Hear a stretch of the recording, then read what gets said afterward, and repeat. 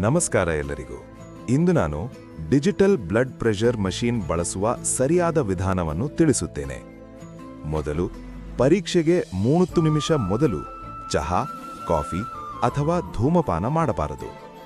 5 ನಿಮಿಷ ಶಾಂತವಾಗಿ ಕುಳಿತು ವಿಶ್ರಾಂತಿ ತೆಗೆದುಕೊಳ್ಳಬೇಕು.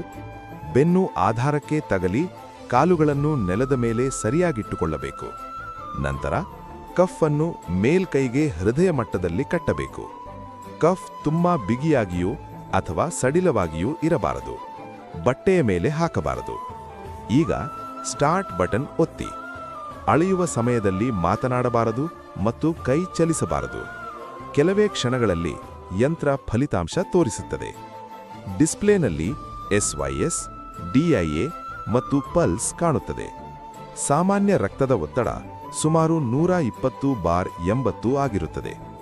140/90ಕ್ಕಿಂತ ಹೆಚ್ಚು ಬಂದರೆ ವೈದ್ಯರನ್ನು ಸಂಪರ್ಕಿಸುವುದು ಉತ್ತಮ. ಇದು ನಮ್ಮ ಆರೋಗ್ಯ ಕಾಪಾಡಿಕೊಳ್ಳಲು ಸುಲಭ ಮತ್ತು ಉಪಯುಕ್ತ ವಿಧಾನವಾಗಿದೆ. ಧನ್ಯವಾದಗಳು.